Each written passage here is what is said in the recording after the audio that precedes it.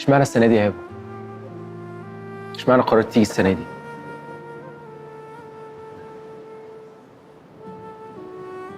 يمكن عشان اقول لزين اني عرفت الحق ماما.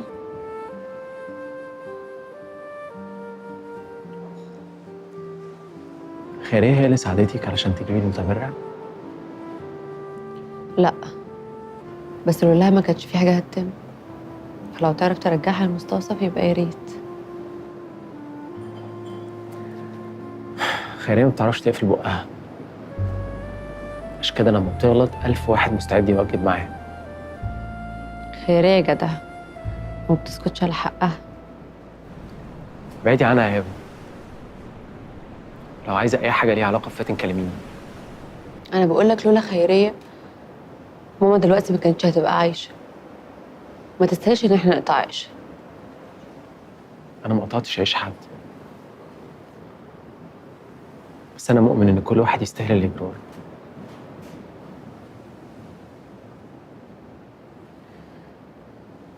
مش دايما.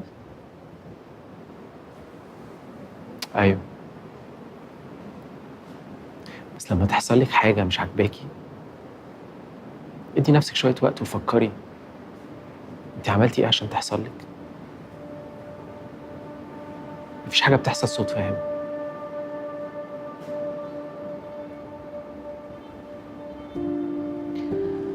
هم العيانين اللي بيجولك يستاهلوا التعب والوجع اللي هم فيه؟ مش ده اللي أقصده. اللي أقصده إن كل واحد بيتحمل نتيجة أفكاره وأفعاله. اللي بيشيل قربة مخرومة قدر ربنا مش عقاب يا ثابت. بالظبط، ومشيان خيرية من المستوصف برضه مش عقاب. مش كل واحد يغلط يستاهل فرصة تانية. مش يمكن الفرصة التانية دي ما تخليهوش أحسن؟ ويمكن يبقى أحسن لو ادينا له فرصة تانية. وانتي مالك؟ ليه عايزة تدي حد فرصة؟ ممكن اللي بتعمليه ده أصلا يبوظ الدنيا. مش كل حد بياخد فرصة بيبقى أحسن. في ناس لما بتجيلهم الفرصة بيطلعوا أسوأ ما فيهم. تمام. فبني آدم عنده فرصة واحدة بوظها ما ياخدش غيرها، مش كده؟ لا، اللي أقصده إن إحنا مش مسؤوليتنا نغير حد. إحنا مش هنعرف نغير الناس. أنت مش هتعرفي تغيري حد يا هبة، أنت مش ربنا. الحاجة الوحيدة اللي هتعرفي تعمليها إن أنت تغيري نفسك، تشوفي مشاكلك وتغيريها، الحاجات اللي قصرتي فيها.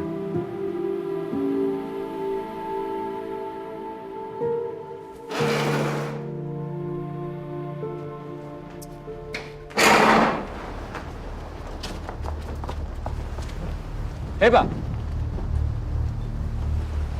هبة، أنا قصرت مع زين صح؟ أنا ما قلتش كده. بس كل مرة كنت بتكلمني فيها كنت بتحسسني بكده. قلت كده لما زين راح. قلت يا ثابت، قلت. أنا ما كنتش عارف أنا بقول إيه.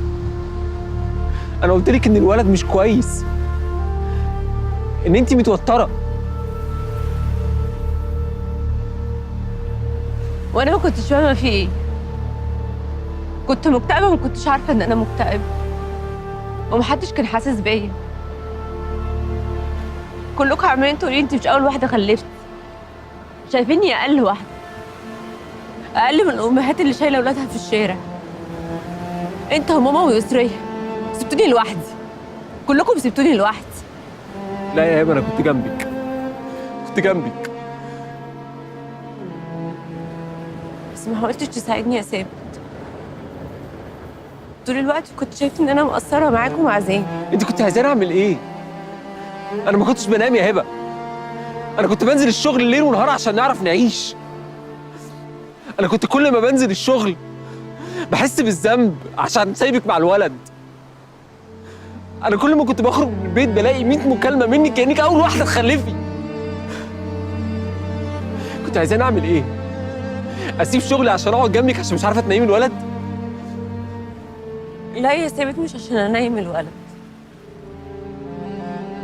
بس على الأقل كنت تحس بيا. قولي كلمة كويسة يا ثابت. أنت أقل كلمة منك كانت بتجرحني، ما كانتش بتنيمني بالأيام.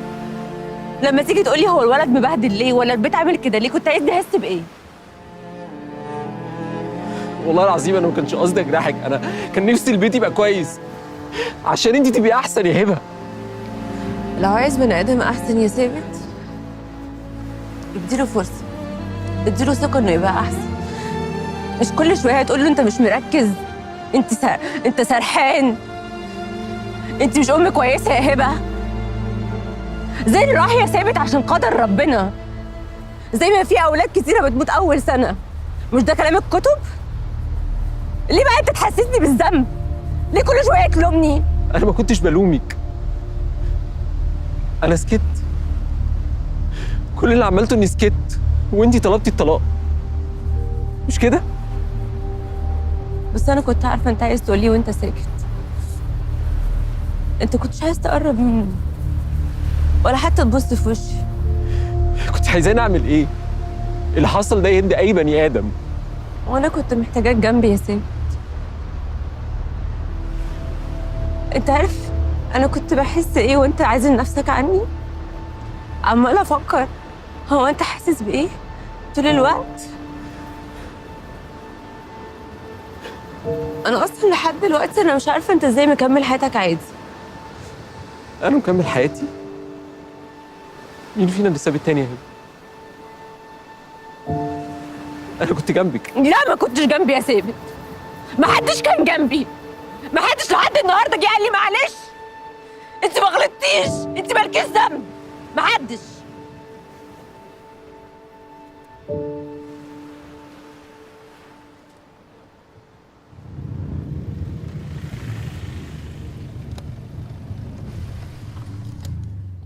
يلا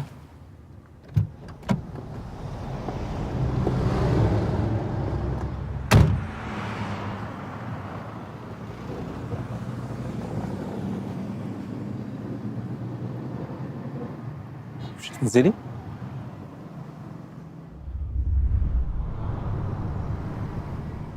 مش قادرة.